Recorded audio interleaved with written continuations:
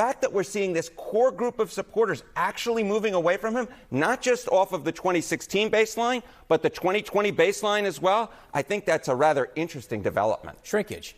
Shrinkage, said CNN, in describing Donald Trump's standing with non-college white voters. That is a key Trump demographic, and the loss of his performance with that group comes as national polls show Kamala Harris with a clear overall lead. Now, I hear you saying, well, what about the state battleground polls? And yes, the Real Clear Politics average in each shows Donald Trump slightly ahead, though within the margin of error. But as the Hill headline says, GOP-leaning polls trigger questions about accuracy. Quote, the prevalence of Republican-leaning polls in recent weeks is raising questions about their effect on the overall polling average. GOP-leaning polls have flooded the zone, fueling speculation that they could be skewing perceptions of the race. In other words, Republicans may be artificially pumping up Trump's numbers to compensate for his dysfunction. And by most accounts, Trump's dysfunction is getting weirder and more repulsive. In Latrobe, Pennsylvania, the hometown of the late golfing legend Arnold Palmer, AP headline, Trump kicks off a Pennsylvania rally by talking about Arnold Palmer's genitalia. When he took showers with the other pros, they came out of there, they said, oh my God, that's unbelievable. I had to say it. Palmer's daughter is telling reporters that Trump's vulgar ramblings were an unfortunate way to remember her dad. She added her father disliked Trump, was appalled by Trump's lack of civility, and didn't like it when people were nasty and rude. But nastiness is Donald Trump. In the very same Pennsylvania speech, here is how Donald Trump attacked Vice President Kamala Harris. We can't stand you. You're a vice president. The worst. You're the worst vice president. Kamala, you're fired. Get the hell out of here. You're fired. Get the hell out of here. Well, that was the same message a Trump supporter delivered to his McDonald's restaurant customers over the weekend.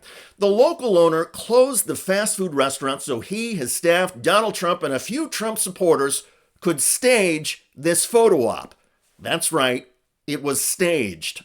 A visit to a McDonald's, closed just for him, where he tried scoring political points after claiming without any evidence that Vice President Harris didn't once work at the fast food chain while in college. She never worked at McDonald's. She says she did. He leaned through the drive-thru window to take reporter questions, but wouldn't say if he supports boosting the minimum wage. The fake event generated this headline on the conservative-leaning Drudge Report: McDonald, one fry short of Happy Meal. Felon finds work. At least staged work. In the real world, even McDonald's workers have to show basic proficiency with numbers. In Pennsylvania, at another event, Trump failed. In the world, and I'm not 80, and I'm not that close to 80, but in the Biden case, Trump is 78. That is actually close to 80. Clearly, though, Donald Trump is trying to deflect perceptions that his age is catching up with him.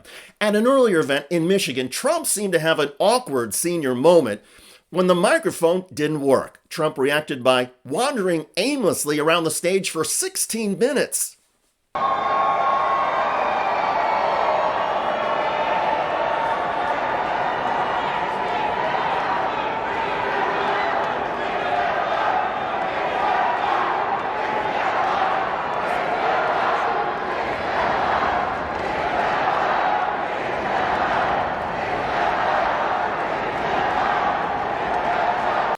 Perhaps the audio problems were caused by the ghost of the late Michigan native and actor Vern Troyer saying, "You aren't going to talk about my junk." Back to Pennsylvania, and look up Vern Troyer if you want to get the joke. The Trump reference in Pennsylvania to Arnold Palmer's genitalia was especially striking given the makeup of much of the crowd.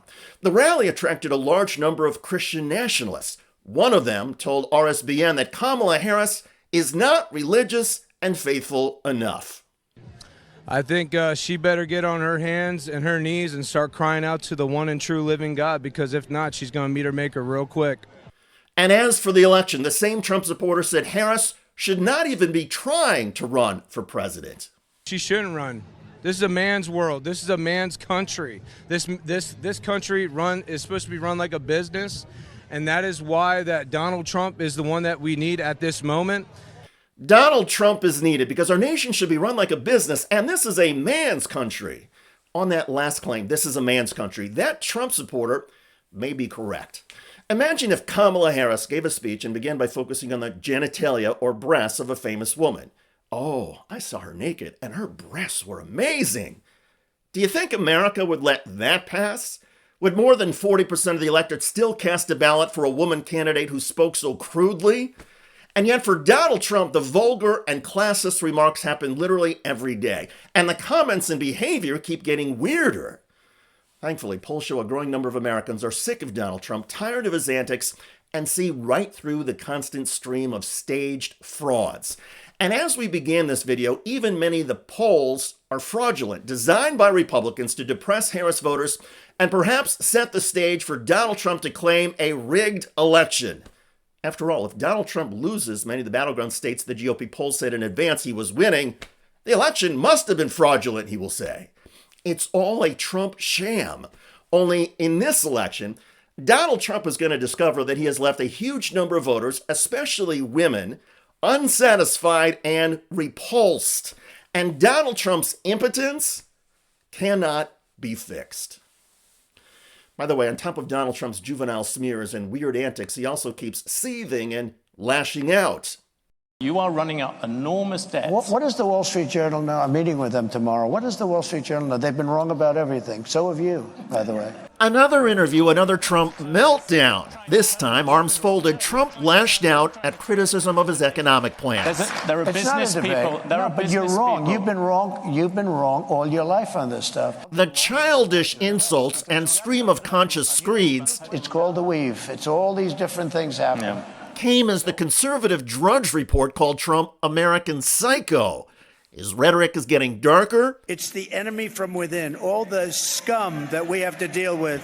His gaffes are more frequent. Also, we have many Azerasians in our room. And his rallies are weirder. I mean, it was over half an hour that they were up there. He was requesting songs on little pieces of paper. Washington Post headline, Trump sways and bops to music for 39 minutes in bizarre town hall episode. It was weird. I mean, I don't know of another word to describe last night. It was weird, and he does weird things like this, and he usually does them in private, or he does them with aides, or he does them on the Mar-a-Lago patio.